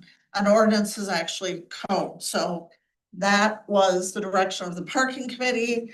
I know it was mentioned at, the DMB that we were working with city attorney on it, on an ordinance. So we took the ordinance to city council did not want to move forward with towing. They believe we should be working on going back to court with failed cases and also using the boot. And with that, I will turn it over to April. Just to frame where we've been and where we are today. All right, so everyone has this list, I believe. So the first process is. So. That's in the back. the- Oh, yeah, it is. Oh. There it is. Collection. I can see the lines in. So one of the things that once, we issue a citation, it's left on the vehicle. Then if they don't pay, then we'll send a balance due letter in the mail to the person based on the Secretary of State's information. When we went to city council, one of the council members asked us to try mediation. So we sent 76 different license plates to the mediation team that's locally here. Nothing came of that. So we went through, as Amy said, small claims court and tried to get some of that. And this is all on here as well. Balance due collections. That is through Universal Collection Services. That had been done prior to when I started. So the stats on there between 2018 to 2023, 3.5% was recovered when it went to a collections agency. So a whopping $4,500. Okay. We also stopped doing that because once you send it to collections, it stops us from being able to go over and actually get, if someone walked in, they would have to call collections, pay through them rather than us direct. Okay. Towing was utilized on one time. The boot is another opportunity, and that was what two of the city council members, well, I guess, and plus the mayor really wanted to look into the boot. Cons to that, awkward to apply. One of our towing partners that we'd used before said they would not use it. I did talk to a different tow company. He said he'd be open to purchasing one and trying it on our behalf. So I've sent him a lot of other liability questions to see. The barnacle, as Amy said, had been approved in 2024. We did not do it because there were a few factors. One, we also noticed that a lot of the windshields were compromised. So if there was any cracks or bubbles or anything, if you put the 3,000 pounds of pressure on it, it would break. So we're not going to put ourselves in that sort of a liability situation. The other thing, we were having some challenges on where the return receptacle was going to be. So we held off on contracting with that. Small claims, we did go, there's also a cost of filing for that. We were awarded in all 5 cases. However, someone had moved, didn't pay, another person had their car repossessed, so they're not working. And then also we have 2 people on payment plans, but they've since stopped. Okay. And then, as Amy said, there was 3 civil court cases. 1 is still paying, and the other 2 have stopped. So what we want to do is kind of put it out for discussion with the board to see what do you want us to continue to? Or the direction. Sure, yeah, and I'll just add too, we've had a lot of these discussions at the parking committee level too, so, you know. So that's certainly like a consideration, and so I think it's. It's probably a phased approach, which it always was, I think. Objectively, everyone wants the same thing at the end of the day, so from what I heard from the feedback the city council gave. Of certainly what we want together as a group is objectively, we just want to manage the parking system effectively. We wanna do the best we can to steward the public good of what parking is for the city of Petoskey. But also, we wanna try to mitigate allowing these, these fines to compound. And so right now, there is a level that there's a pretty high level that certain individuals do owe. And so objectively, we want to try to get to a point where that doesn't happen anymore. And so, universally, that's why we're trying to do this well. There's a lot of different ways to look at it, and so I think it makes a lot of sense to evaluate each one of these as options. And it's probably a phased approach of saying, okay, the first layer is, you could pick any of these and make it into a phased approach, but, the first layer is boot, then towing, then court, or it's, we thought Barnacle was a good piece of technology. It just doesn't really work for us, so we probably need to shift in a different direction, but it could be Barnacle, then small claims, then we decide we want to start towing. I think that's kind of the direction that we need to come to as a parking steward for the city. And so I think bringing this to everybody's attention, but then also being able to answer that to council is kind of objectively, we all want the same thing. So I'll get out of the way of any additional discussion. And so additionally, I know some of this is like new concepts, so if we don't want to have a super thorough conversation about it this evening, we can certainly bring it up again or have individual conversations too. So is there any questions for April or any knee-jerk reactions out of kind of what you see? So I got, it looks like a lot of stuff is failing with, with extremely high balance tickets. I feel like now that we have a friendlier live with parking and we offer, what is it, 50% off if you pay? Are we still seeing these high balances come up? No. So that the folks that had high numbers are still there. Because either they quit paying on their plan, or the folks that had a high number, they're paying, but it's just gonna take forever to get there. What we're seeing now is newer people, and this is a handful, I think, and I didn't bring the sheet, but since the January, there's like 8 people that have accounted for $8,000 that are owed, and that's from $500 or more when you look at that. So I think that the education, the permitting, all the other stuff that we've done is minimizing the number of repeat offenders. It's just that very small percentage of people that just, they don't listen.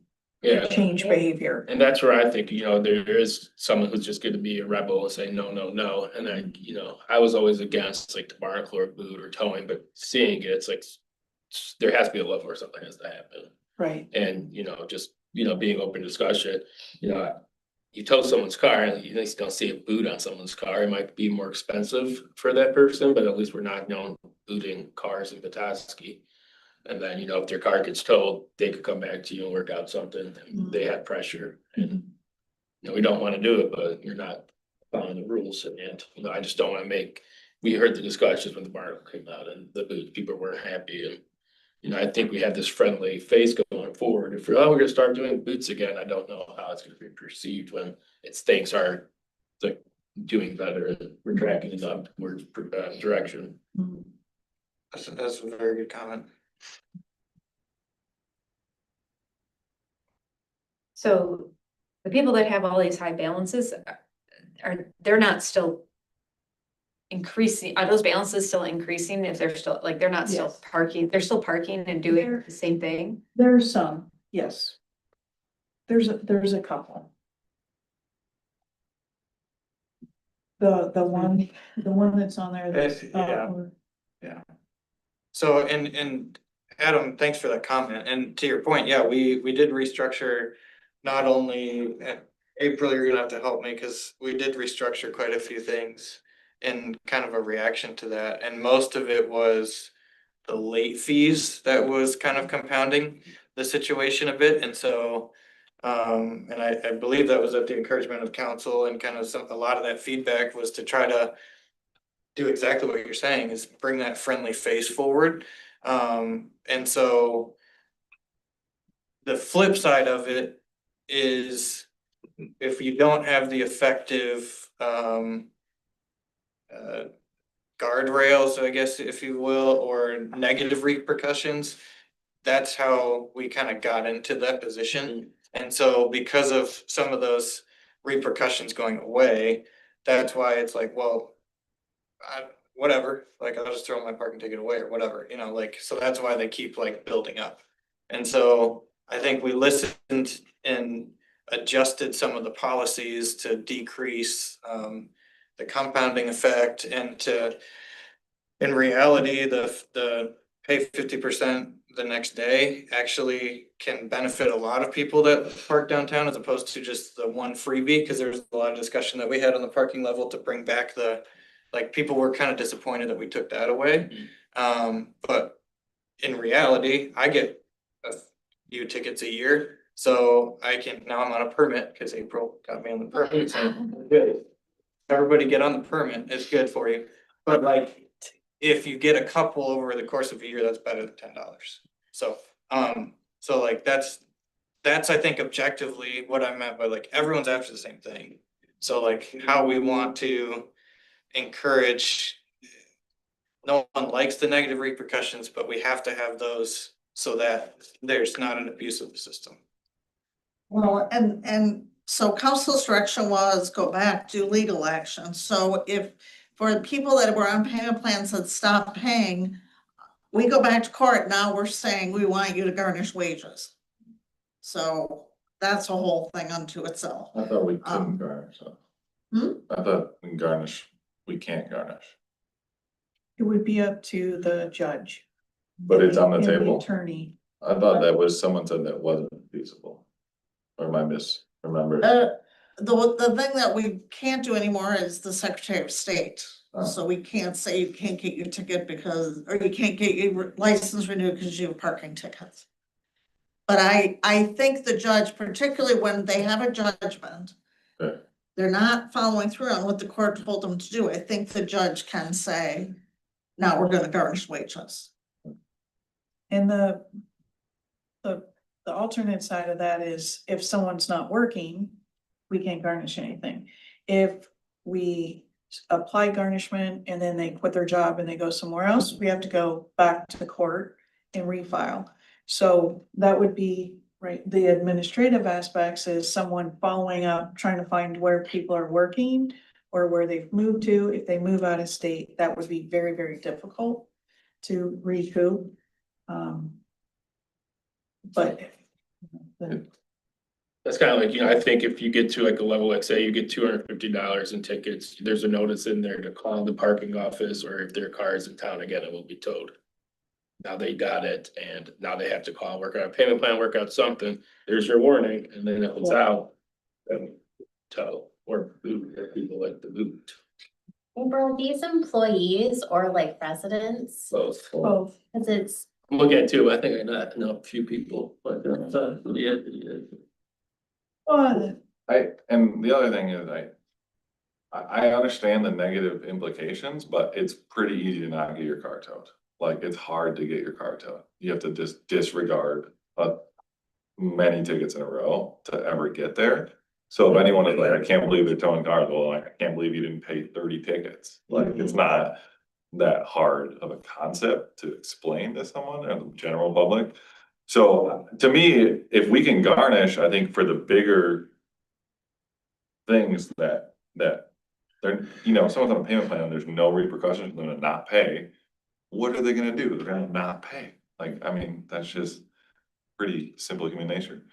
But I think the biggest thing is we don't want any more of these tables of people paying a lot. I think you have to tow to do that. I don't think going to court is the right thing to deter people from doing that, because that takes so long and it's so expensive and time consuming. And not, if there's a lot of ifs too. There's a lot of ifs. Yeah, We have solved this problem in the world. There's infrastructure to solve it, where it's just like companies will come tow and we don't have to do anything. After, again, it's not like you miss a ticket, you're gonna get towed. It's like, yeah, you've gotten whatever the number is. April has been like, hey, can we sort this out? You know, this is a parking pass and it's been great to you for like however many times she's gonna talk to you, probably a lot.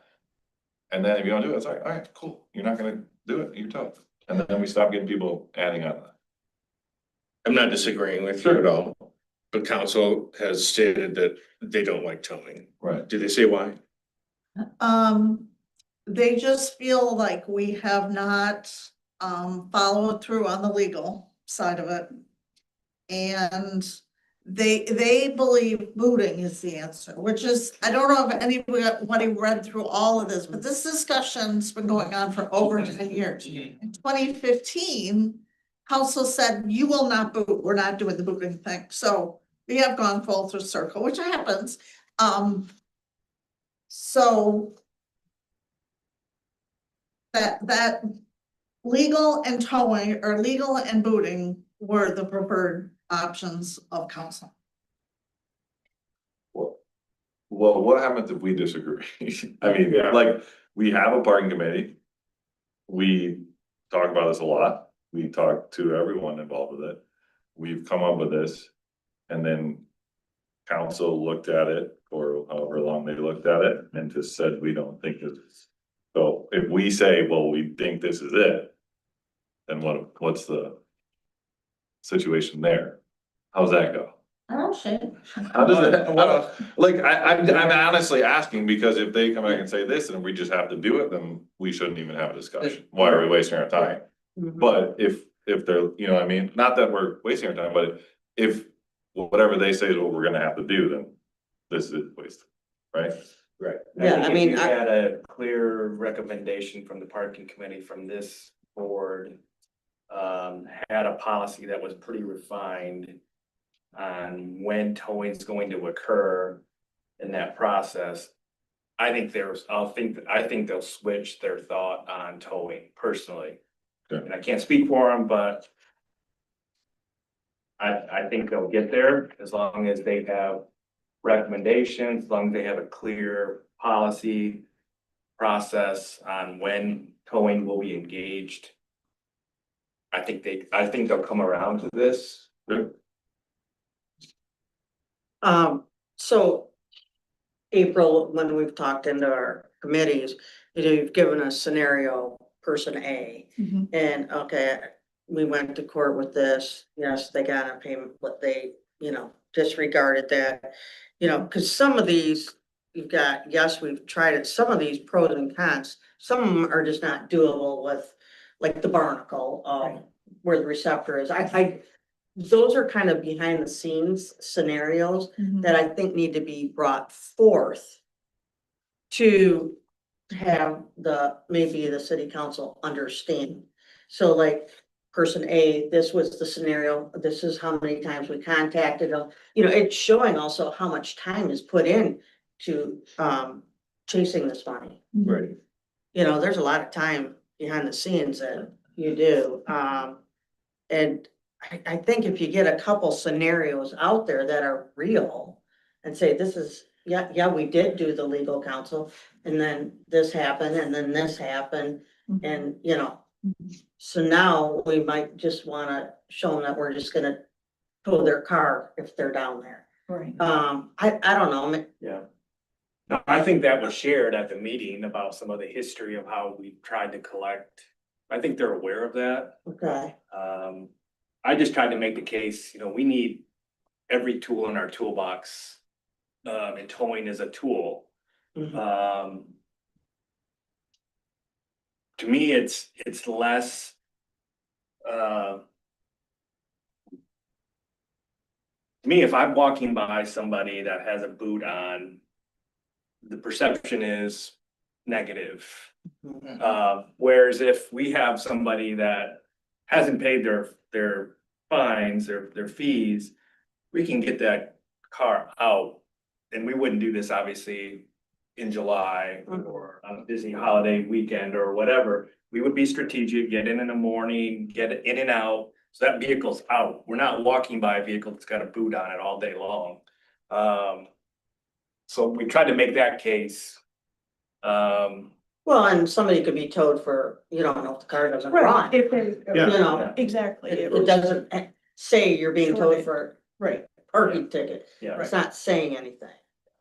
Right, yeah, and I think that's a very good point. To me, I think, you go back to old school when you have a bounce check that's under the glass at the party store, at the checkout. I mean. And that's maybe we made, right? on the July 4th parade, we hooked the mayor's truck just for instance and say, don't let it be you, pay your parking tickets. Oh my. Just as, Here's some candy.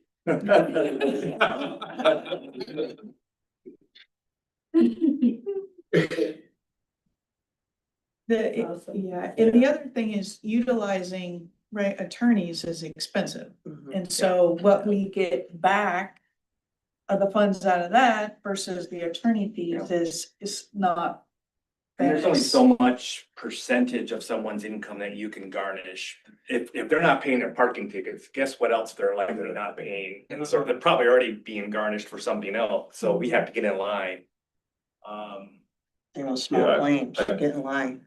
Yeah, I mean, we're crazy if we think we're collecting, Yeah, even the majority. See, of I'm that money. Right, Yeah. Change my license and name. yeah. right. Take And so, so one of the things that I know we've also talked about several times over the years is like an amnesty program or something else that in addition to the 50% off if you pay within the 24 hours, that if we wanted to open it up to say a certain time period to say, come in, we'll waive those late fees that you had, just pay the original ticket. Fine, so if it's $10 or $15 or $30, depending on, what it was for, that we would waive that, and that's one of the things that Drew said in 24, we reduced the late fees from $90 down to $20. Okay, so instead of it being 100 and something, now most tickets are $30 max. So that's one of the other things that, we've talked about several times that. I think it helps if you're on paycheck to paycheck and all of a sudden, you're getting, oh man, is it going to feed my kids or pay his parking? You get out of hand, you forget about it. Yep, Then they're stuck in a train that they're never gonna get out of. right, I think the amnesty is a great tool and again, we do have to show some force. But also we want people to pay. We don't want them just to keep escalating and. As I said, we have the tools and I think we're on the right direction to do it, so. Well, and I mean, I'm very open to, those things and again, that's where I think our parking team has done a fantastic job of being like, there's free parking right here. And there's these hundreds of free parking. Yeah, there's all these things that have made it for local and employees. Parking and the passes are cheaper in more of the lots, like. It has been made way, way more accessible in the last couple of years for the local people and so I think that was a awesome first step to be. And we've worked with a lot of people on that, done it, so. Just like we're saying, I think that's been a very pro-local movement for that. sure. Yeah. And just to keep it in perspective, we're talking like 90 6% of people are paying, right, regular basis. Right. So this is a very small percentage that we're talking about. Right, it is, yeah, yeah. We thought about it. Yeah, we do. Okay, that's great discussion, just in the interest of kind of moving us along too, is there any further?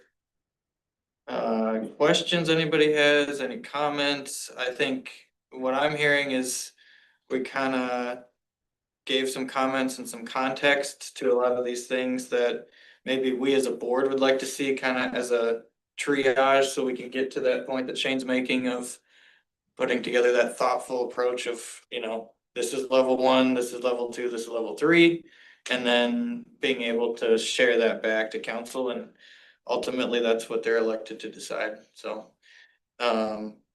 So is there any further comments, questions, clarifications? And April is always around and always happy to, I learned something new about parking.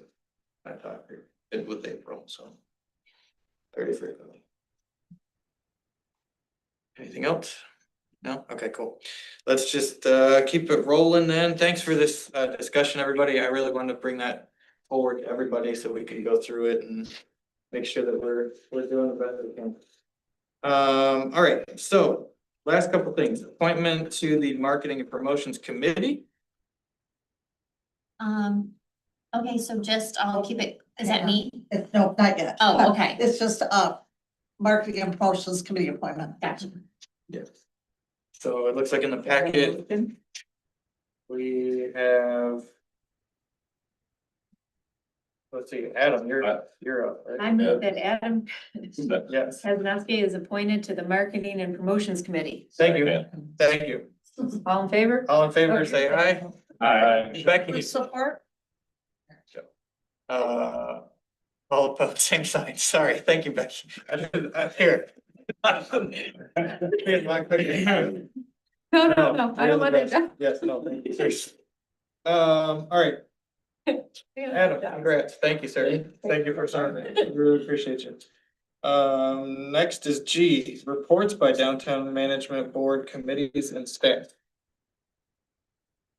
We wanna go over anything, or do we cover most things? We're gonna start with marketing. Okay, I'll keep it brief, guys. This is just from January to March, so first quarter marketing stats. As you can see, a lot of increases compared to last year, this time frame. So our biggest platform continues to be Facebook, and it's our socials. Our blog is a little bit, quieter. I've done, I think, 2 blogs in January, 1 recently. But just kind of doing one at least every other month just to keep that going with its flow. Our website will fluctuate. We'll get more activity in the summer and people are in town wanting to see what's going on. But until then, we still have some pretty decent views for our winter season. And just recently, we've had an uptick with our birthday club. So a lot of folks are looking into that. And then our email newsletter, we have utilized that to promote like Winter Wonderland and whatnot. I think you have to go to the next page, Amy. When it comes to event traffic, we had an increase with our Winter Wonderland traffic, which was great compared to last year, even though we had a beautiful, warm, sunny weekend. It caused our sculptures to melt depending on where you were located. So we'll continue to update this, and this is stats from our Placer AI. So those are where we get the numbers for that. Any questions on our marketing information? Okay. And Amy wanted me to talk about sponsorship. So for this year, we have 2 pending sponsorships for Sounds of Summer, which is great. I've reached out to a lot of businesses last Friday and more of a direct email campaign to see if we can get any more. Whatever happens, but we're scheduled for 4 bands as of today. I'm sure we can always throw one in last minute if we do get some funds.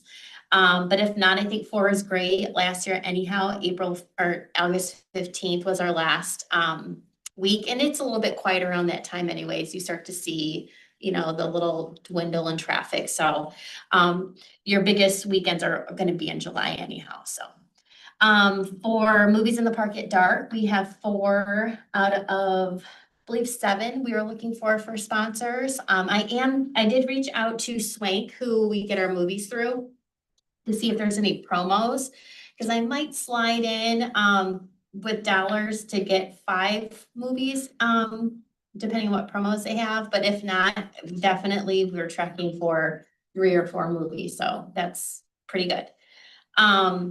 Ideally, we'd want the 7 sponsors to ensure we have 5 solid movies, and then if any marketing efforts we want to do for that, so. But right now, we're trending at a good pace. My deadline for sponsors are May 15th.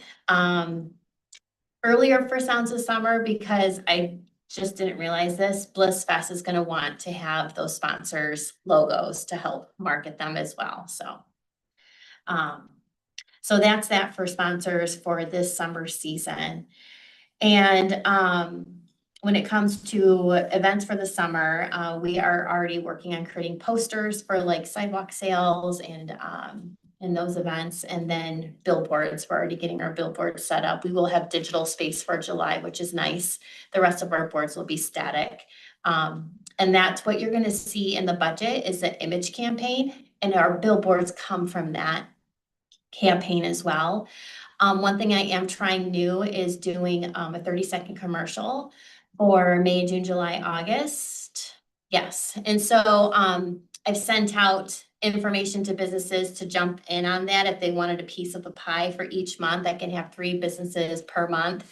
And I got almost every month filled except for May. I haven't heard back on May. So we'll see how that goes, because with commercials, you actually can get stats on effectiveness, whereas billboards, you don't really know, who's viewing these static billboards. But for the TV commercials, I will have stats. So that will be something to consider if we decide we want to use our image campaign more for commercials or billboards, or kind of mix it up. So something to look forward to. I think that's it for me, unless I missed anything. Birthday Club, we have over 50 guests that have signed up for it. So they email, join the Google form, and I send them the businesses that are participating. They have an option to pick up parking tokens in a little goodie bag, but I don't think they will all do that. But at least those people have a little list of who's participating. And so I got a picture just recently from Monarch. One of the birthday guests got their flowers, and he did a bouquet of flowers. And I was really surprised. I was like, oh my gosh, William, I thought you were just gonna give him like a stem, So we shared that on socials. And then this person, you probably, if you've seen the social, you probably know who she is. But people were like, oh my gosh, happy birthday. And I was like, oh, that wasn't my intention. I didn't realize people knew her like that, but that's great, because that just helps with the, that post circulating. So if you by chance, if you guys are participating in the birthday club and anyone comes in for that, feel free to, if they want to snap a pic and share it with me, I'll share it on our socials. So my goal is to hit 100 by the end of the year. I think that's a pretty good number to aim for, but so far we have over 50, which is very nice. So Cool. Any questions or anything for me? All right. Yeah. Just economic enhancement, the 2 Match on Main grants have been submitted. One is for Pallet Bistro and the other is for Happy's Tacos. Probably won't know until sometime in June, the status of the grants. And then Design Committee drafted a agreement for the facade grant award, and that's at the attorney now. So that should come to you, hopefully for your May meeting for approval. That's all I have. April? I think we're good. Appreciate all of you. Appreciate you. Appreciate you, all you guys. Cool. Shane, thanks for sticking it out with us. Yeah. I can be available for questions. I know the areas are about pretty hard, so if you all want to get out of here, there's a lot going on in the city. If you want to have any questions with me, I'm around. You can ask tonight or get back with me. I know we're all ready to get out of here. So any questions for me? We did reintroduce the bicycle ordinance last night. Had some pushback the first time. I tried to massage it a little bit, you know, working with Amy to allow bicyclists on the greenway on the section above, and that got a little pushback from council last night, so it looks like second reading that'll be back in. So kind of see how that goes, the public feedback on that. So I really try to focus on, it's very dangerous, as hopefully you all know and can appreciate, when there's people riding bikes and people coming out of storefronts. It's not a good combination. I think it's a no-brainer, but others, you know, have some concerns. So it's not uncommon. It's pretty consistent that you walk your bike in the central business district wherever you go. So I think it's a matter of re-educating and signing appropriately, and hopefully we'll get there. Awesome.